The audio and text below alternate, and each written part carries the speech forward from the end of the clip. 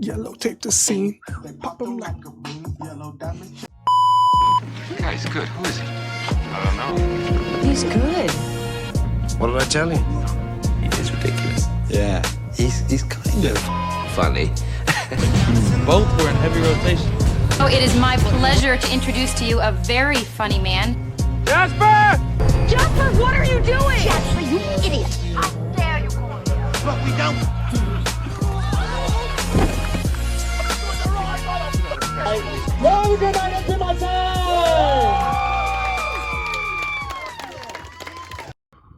I'm back, bitches. It's 2026. I'm back on my bullshit.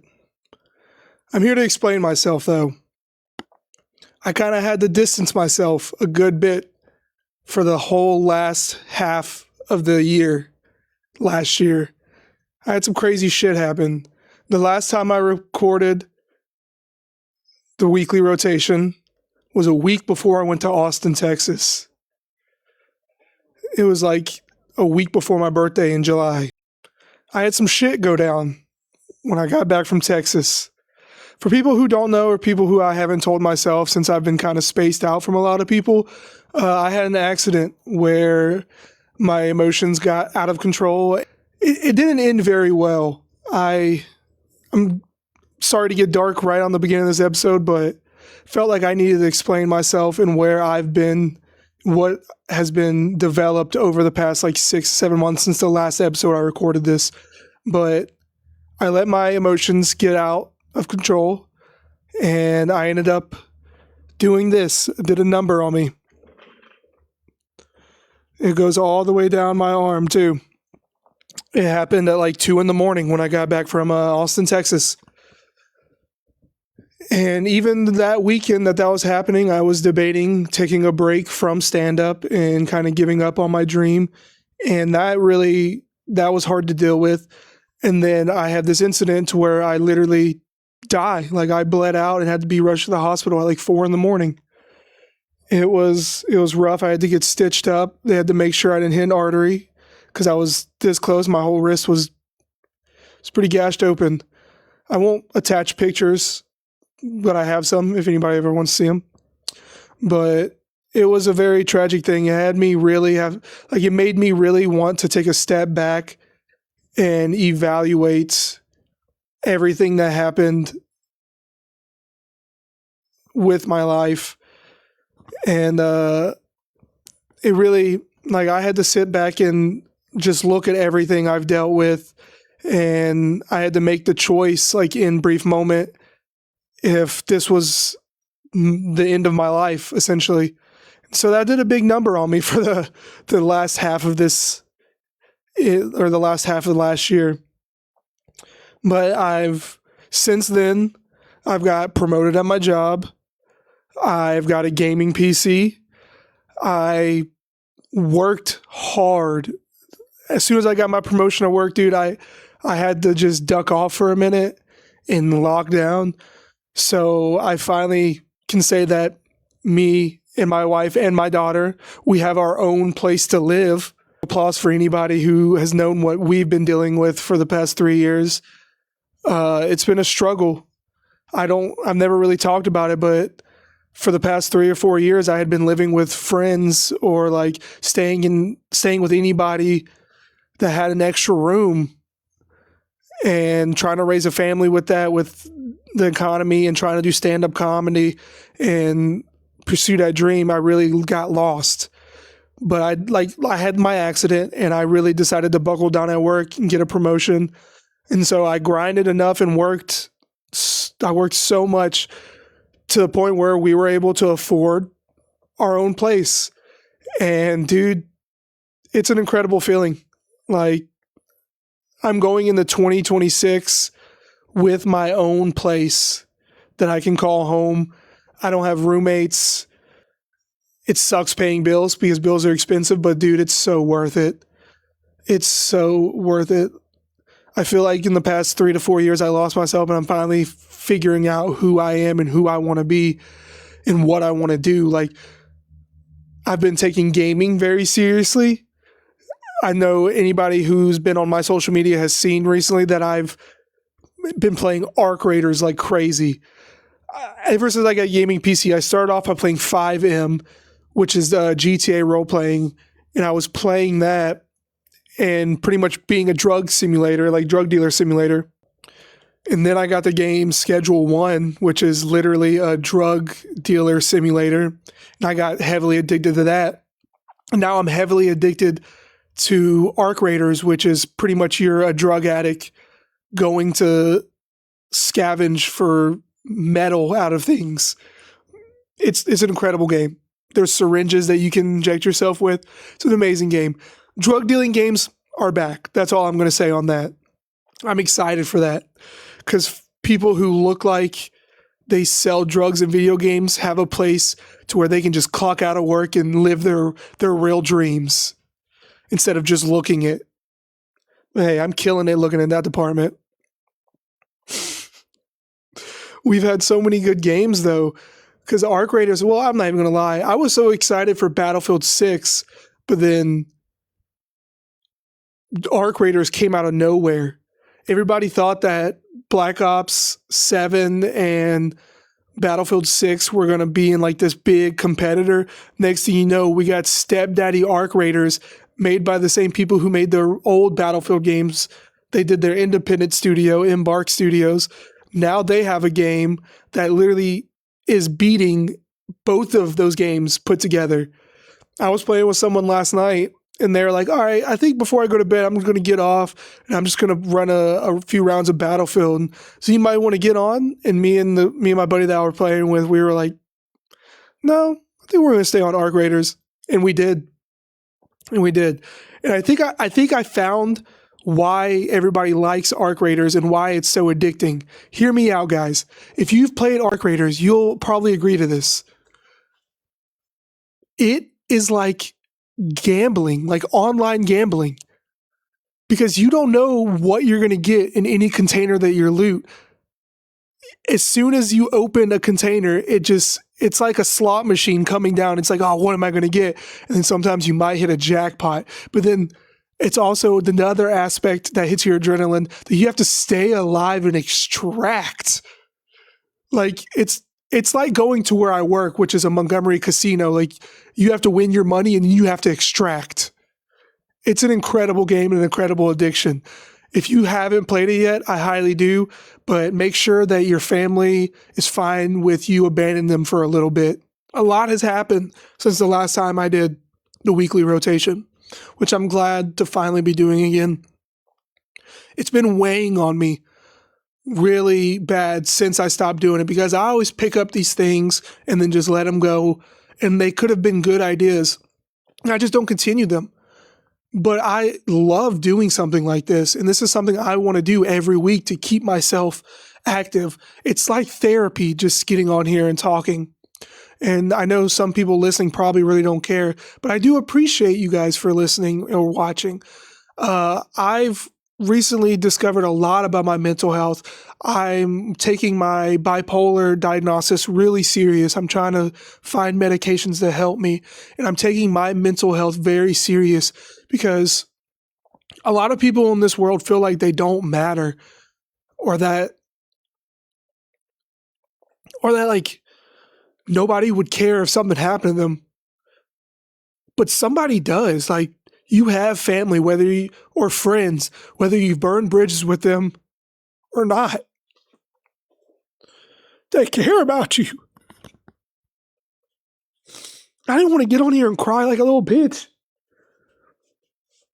But dude, mental health is serious. I've really been trying to take that like as serious as I can on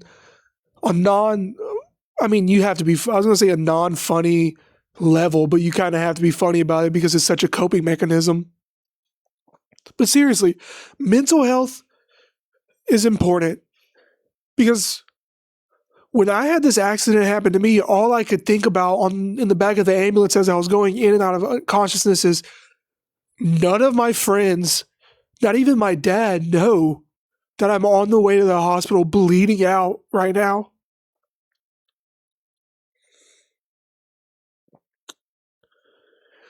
And even after it happened, I was scared to tell my dad that it happened because I felt stupid.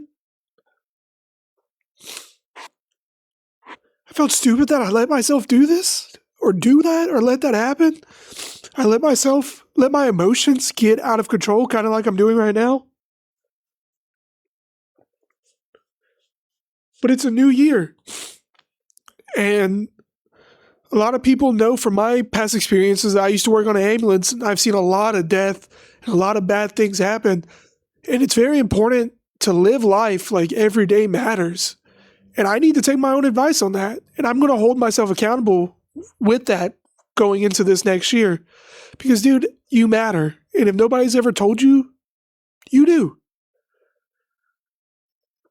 Every day, thousands of people die without anybody knowing, like any of their loved ones knowing. You could just never see the person that you saw yesterday ever again. And I know people beat that in rotation, weekly rotation, but it's important to know that mental health really does matter.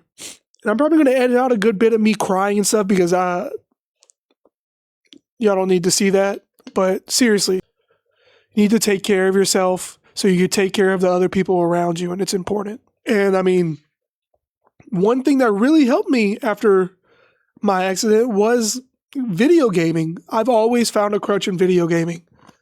I know a lot of people do. It's really an escape from realism, or not. It's really an escape from real life, in a sense. And I got a gaming PC finally, dude. Finally. I've had gaming PCs in the past, and all I would do is buy them and not even use them. Like, I wouldn't even play games. I would just play the games I'd play on the Xbox and then go back to playing my Xbox. But this time around, I got, dude, an incredible PC at a pawn shop on sale.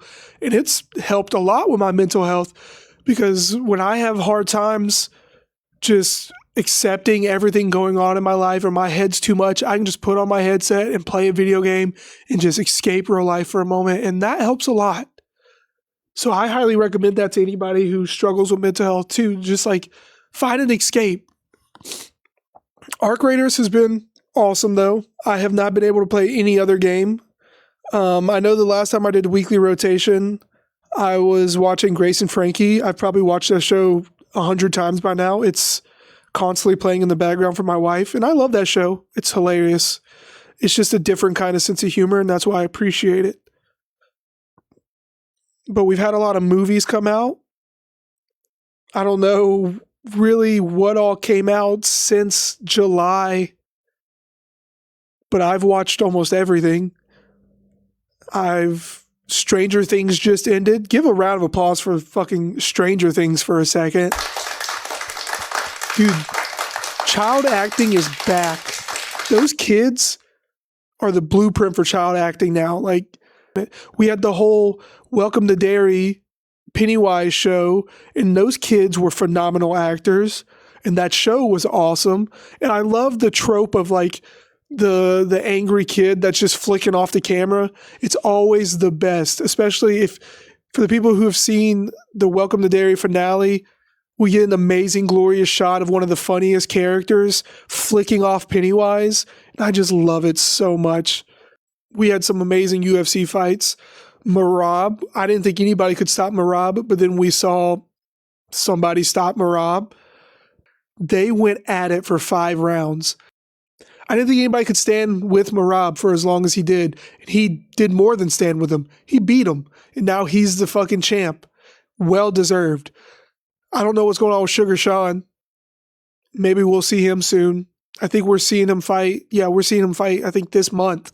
Then we have the long-awaited White House fight. We don't know who's going to be on it, what's going on. Fucking Aspinall and Cyril Gain, that fight was a bust. Literally, because Gain busted on Aspinall's eye. Like, he busted his eye. Like, I don't even know if he's going to be able to fight anymore because he hit him in the eye. He poked him so hard. But we've had so many good things come out this past year and a half. We've had new Suicide Boys album drop. That dropped on Christmas. That's in my weekly rotation. I really don't smoke green anymore. Need a round of applause for that, because I was smoking multiple times, probably every hour, and now I'm not doing any of that. I'm not gonna lie, I do have a vape version, but I don't hit it as much. Like I said, I'm taking my mental health very serious. I've been trying to get as creative as possible. I got my dog back, and I say back. He was at my ex-wife's because he was my daughter's, but they had a new set of twins, so they couldn't keep the dog. But I got him back, and boy, am I happy. Bean, come here, buddy. Bean. Dude, wait till y'all see this dog if you have not seen him. Bean, come here, buddy. Come here. Come here. You gotta say hey to the podcast. Come here. Ugh. He hates being picked up. He hates it. But this is Bean. Bean, say hello. He hates being picked up. He is a grumpy gay man. I'm confident that I know that about him. Because the only thing that soothes him when I leave is either One Direction or Elton John. I have to put that on like a Pandora station. But he hates being held. You okay, buddy? Look, he wants down so bad. He's, oh, you gonna stay? Nope. Gone. He hates being held. He absolutely hates it. I've been taking streaming a lot more serious too, like gaming, because I love Arc Raiders. So if you're ever on TikTok live while I'm streaming, dude, pop in. I'm just on there having a good time being a crackhead on Arc Raiders. I'll roast you maybe if you give me some likes. I've been doing very well on it. My Arc Raiders content on Instagram is blowing up. Like I'm averaging over 1 million views on stuff that I post. Pretty awesome. Things take time. I've been trying to get comfortable with myself recently and hold myself accountable on being creative, because if I don't have some kind of creative outlet, I'm going to lose my mind. I'm tired of pretending that I'm not a creative person, or like that I can't just come up with things that I want to do and do them because I just want to fucking do them. I'm tired of like nobody's stopping me but me. And I'm tired of dealing with that. So this year I'm doing it, dude. I'm going to do everything I want to do from here on out, because realistically, you can do anything you want ever. Like you don't have anybody telling you not to do something unless you are into that kind of thing. But other than that, do whatever you want. Follow your dreams. I think growing up, I wish I had people in my life that did things that they wanted, like creative things. Like I didn't have anybody in my family that was wanting to be a comedian or be an actor or be an artist or music. Nobody. So why do I want to be the only, or why do I want to fall into the same category as everybody else in my family? I want to be different. I like being different. I feel like growing up, that was the only way people would like you, is if you were a little different. That makes you you.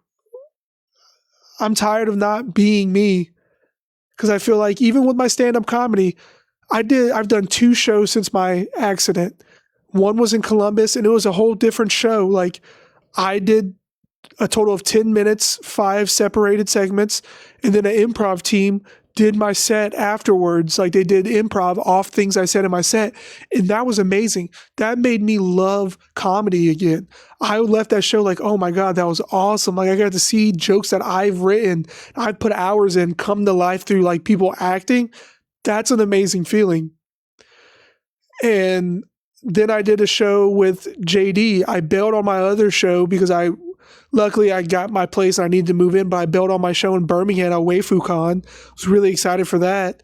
But I gave it to Travis Johnson, which is another amazing comedian that I've been extremely grateful to have in my life.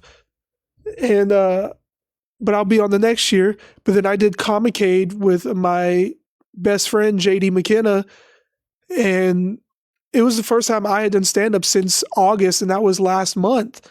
and my set was a little rough, but it felt like comedy was still there for me. Like I still want to do stand-up comedy, but I don't think that that's who I want to be. Realistically, I want to direct movies. I want to be the person that writes sad shit. I want to make movies about people. I want to make a Ninja Turtle movie one day or a Marvel movie. Maybe I will, maybe I won't, but I'm probably going to start trying from now on because I want to try for myself at least.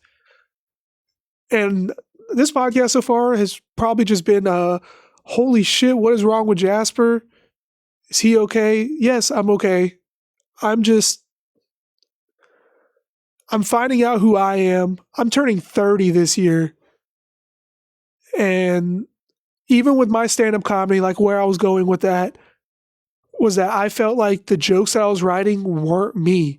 I feel like I wasn't going up there and having fun, which that's what being funny and doing stand-up and comedy is all about, is being funny and just being goofy. I could get up there on stage and go,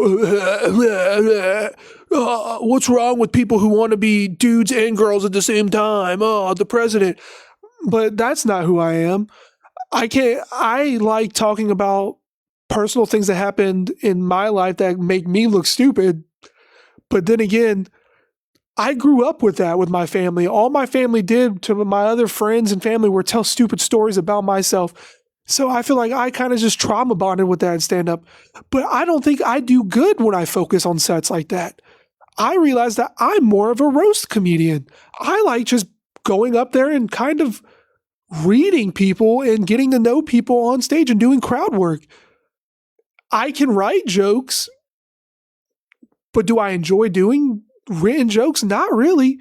I like being in the moment. And that's something I'm still trying to get comfortable with and that I am going to try to do in further comedy sets if you see me live. So if you see me live and you catch a stray, I'm sorry, but people hate Matt Rife because he does nothing but crowd work. That dude's a millionaire doing crowd work. He's essentially getting up there and just talking to people and making light of whatever they're talking about.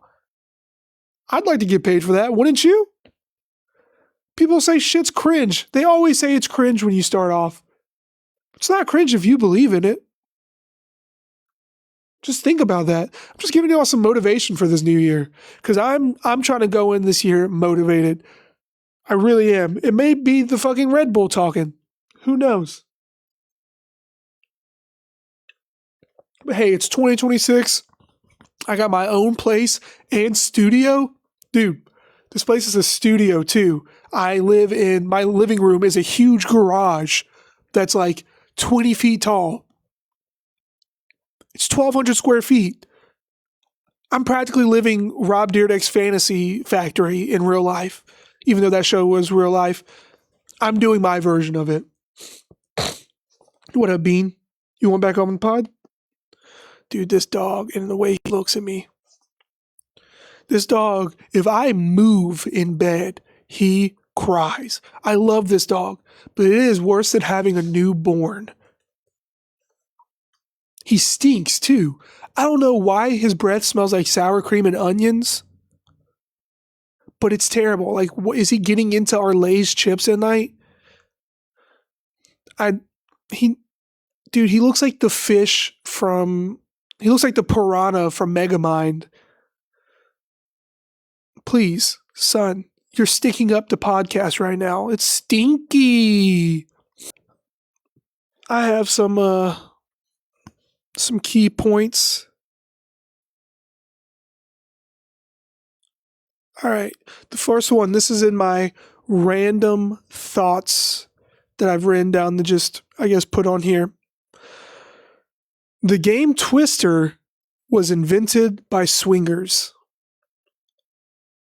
Because that game is not a game you want to play with your family. Or it was invented by, the Trump administration. Because you got to be a pedophile to want to play that with your nieces and nephews. Like, dude, imagine your hairy uncle is spinning a wheel. It's like, oh, you have red yeah, I don't know. I haven't played Twister in a minute. It's like, oh, you landed on red. The closest red is by my inner thigh. And you gotta, dude, don't even get me started. That shit's weird. If I'm at a family function and they're like, hey, let's play Twister, I'm leaving. A lot of people don't like showering, and that's when you figure out how many people in your close circle don't shower. It's disgusting. It's either that or if you go on a beach trip with your friends, that's when you figure out how many people shower often. Me, to be honest with you guys, I shower every day. I think my OCD, I can't have a good day unless I shower. If I'm having a terrible day and I don't shower, I'll shower at 1 a.m. if I have to. It just resets, which I need to shower today. I feel disgusting, but I don't work until fucking 9 tonight. Another random thought. This thought is always in my head around December, around Christmas time, because this is when I started stand-up comedy. I'm 3 years in now since December. I hit 3 years, December 22nd. This was one of the first jokes I ran for stand-up, and I would use the song, it's peanut butter jelly time, as my intro, and then I would pause it and go, I love that song. But did you guys know that the singer and writer of that song was shot and killed by the police? It's a sad thought, but it could be a happy thought if you think about that song playing in the background while he was being arrested and the cop was Fortnite emoting on him. Peanut butter jelly time, peanut butter jelly time. Terrible joke. Like I said, it was one of the first jokes that I've written. I did that at a coffee shop in Montgomery, Alabama. It did not do good. And it probably still won't do good. But I think about that every single time. Because that is a weird fact that guy who sung that song was shot and killed in a police brutality incident. Another random thought I had was that if I was an Eminem person, you know, the M&Ms that talk on the TV commercials, if I was one of them, I would eat myself or others. I would be an Eminem cannibal. They would not be able to trust me at the Eminem functions. I'd be at their parties, just licking my lips in the corner. They're like, what's going on with the red M&M? I don't know. But he looks like he's kind of hungry. I'm just over there.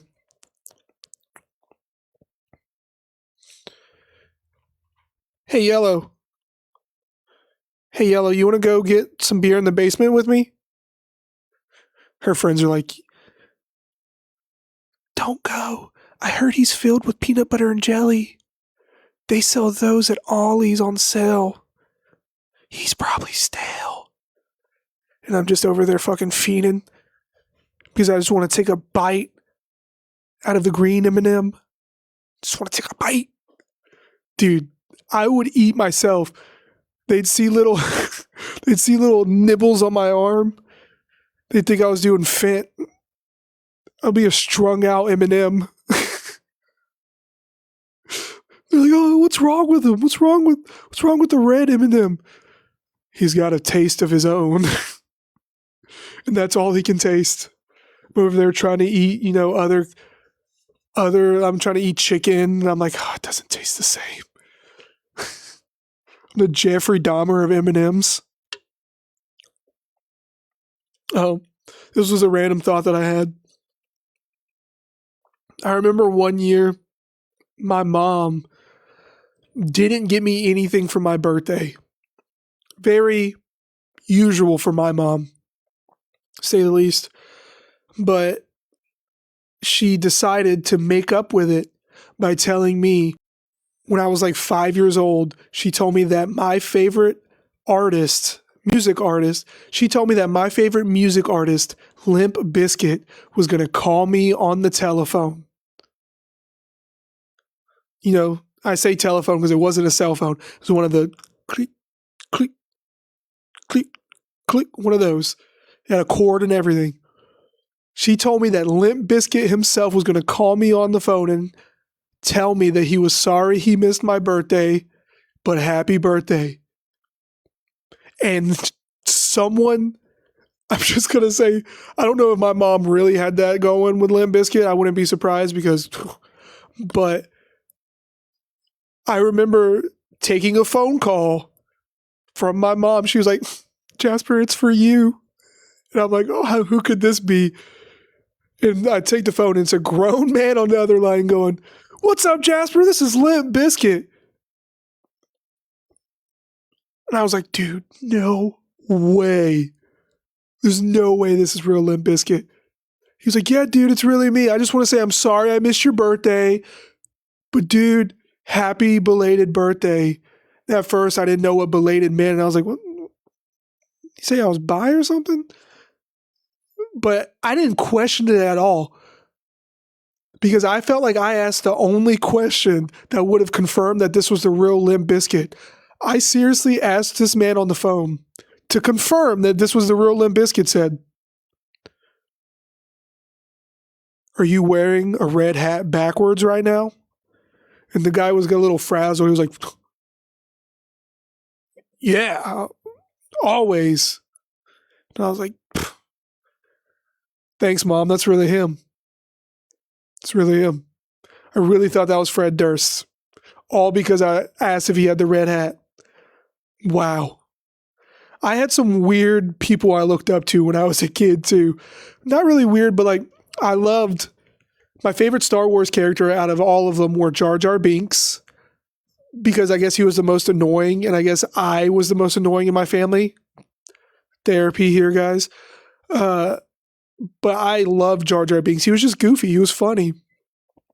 And I loved Fred Durst. I loved fucking keep rolling, rolling, rolling, rolling. And then who was the other one? Oh, dude, Steve Irwin. I was the crocodile hunter for like 4 Halloweens in a row. I have a picture, if I could still find it, I'll put it in here, of me being him. I was him from like ages 4 to like 7 of Halloweens. I loved him. I was watching a video earlier and I was like, I showed my wife, I was like, we need to rewatch this show. Because he was just such a good guy. I will never trust a Stingray again. Or was it a Manatee? I don't know what it was. But whatever it was, it's been so long. I'm still thinking about it and I'm not going to forget it. If I see one on sight, I'm putting a gun in its mouth. Just saying, watch out. Don't let me near an ocean. All right. Well, I saw the new, this was a thought I saw. I saw that the new Disney ad, they have one for, that's just a all black family. And look, I'm all for like culture and all kinds of stuff. Well, I'm not, okay, this is probably not going to end well. But they had like an all black Disney commercial, and I'm fine with that. I'm not upset about that. I'm upset with them ending the commercial saying, you need to celebrate soul. Come to Disney and celebrate soulfully. Why does it have to be soulfully? Why can't it just be, come celebrate at Disney? Why'd y'all have to put in soulfully at the end of that? Because it was an all-black commercial, you guys have to be like, let's sprinkle some of this in there. Come on, guys. We know a white woman wrote that shit. Because we know how Disney is. Disney's probably watching this right now from some burner account. Probably going to get banned because they own everything. Whatever. They took what we could have had. All these celebrities. They took them. Now we just get Robert Downey Jr. and Chris Pine and Chris Pratt. How many Chris's are there in The Rock? Dude, come on. I'm tired of it. Why can't we have Chris Farley anymore? I think about that all the time. Where would Chris Farley, how far would we have seen him gone if he was still alive today? Dude, Chris Farley was one of the greats. People don't talk about him enough. People don't talk about Ralphie May enough. They don't talk about Bernie Mac. Dude, Bernie Mac's stand-up was one of the, I remember watching that when I was a kid and I was like, this man, how does he do this? How does he do this? I saw that one of my idols that I grew up listening to, like music-wise, Kid Cudi. Homie did a stand-up set the other night, and he's like, I'm going to do more. That was like a drug. And it's like, dude, even Kid Cudi knows. How sick is that? Kid Cudi knows. He knows how it feels, man. Oh, I'm getting kind of hungry, though. This Red Bull is going straight to my tummy. Nobody's picking it up. What shows are we watching? Is anybody watching any shows? I'm here to chat. Not talk about how if I was an Eminem, I'd eat myself. Does anybody even listen to the rapper Eminem anymore? I always get them. It's hard to not call him Eminem, but it's also in Eminem. It's how you spell Eminem. Is how his name is. See, white rappers don't make sense to me anymore. These white rappers are doing too much now. Like, what happened to Macklemore? Did he just win a Grammy and then drop off? Or Eminem? Dude, if Eminem had the N-word pass, you know how fast he would say it? You wouldn't even be able to understand what he was saying. He'd say it so fast. We know Lil Pump. I don't even think he's considered a white rapper, but I know Lil Pump. We all know Lil Pump says it. Jack Harlow. Jack Harlow's the type that's like whispers it during sex. He seems like the type that would like slowly say it to a white girl under his breath, just to make her giggle. That's what Jack Harlow's all about. What other white rappers? Logic. Logic's half white. Logic says it. We all know he says it. He makes sure to say it in almost every song, or every song Logic makes, he says he's biracial. He always brings that up. We get it. I'm a huge Logic fan. Not huge, but I mean, he makes the music. But I don't think he needs to say the N-word as much as he does. That's just me. What other white rappers are there? The Suicide Boys. We know they probably used to say it to each other.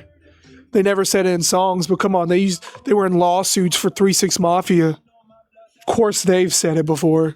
I feel like a lot of people are joining, seeing me rant, being like, oh, nope, that's enough out of this guy. They don't want to see what this ginger's talking about. When people call me a ginger, I make sure to tell them not so hard on the R, because people hit that R hard in there. They'll be like, ginger! I'm like, whoa. It's ginger. I think this is, yeah. Look, a ginger sipping on a ginger. Look at that. You see that? It says ginger. This isn't an ad for Red Bull, but it's definitely giving me wings. They made a Black Mirror episode where a woman has to pay a subscription pretty much to stay alive. And I think about that episode all the time because we have ads on everything now. On everything.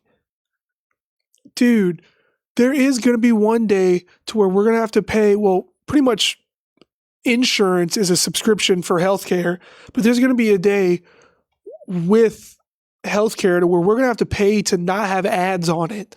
Like, could you imagine being on your deathbed, just in and out, families surrounded around you, telling you that they love you, they're all saying goodbye to you, and you're just in and out, life support's keeping you up, and you're trying to say, this episode's sponsored by Blue Chew. And then he's gone. Like, we're going to be at that one day to where someone's literally going to be like, oh my God, I'm bleeding out. I'm bleeding out. And they're like, all right, well, if you need help, you're going to have to do this quick ad read for us during the process. They're going to be like, yeah, just keep me alive. Just keep me alive. That's doing, well, if you're doing CPR on someone, they're not talking to you, but they're trying to keep this person alive. He's bleeding out or something. They're like, all right, well, do this ad read for us real quick. Next thing you know, the person's bleeding out and they go, Rocket money!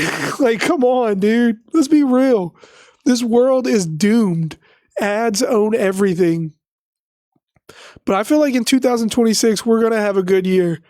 It's 10 years from 2016, which was a remarkable year for a lot of people. I feel like we're coming back. So let's just hold on to that. Because I even see that Alabama's about to get dispensaries.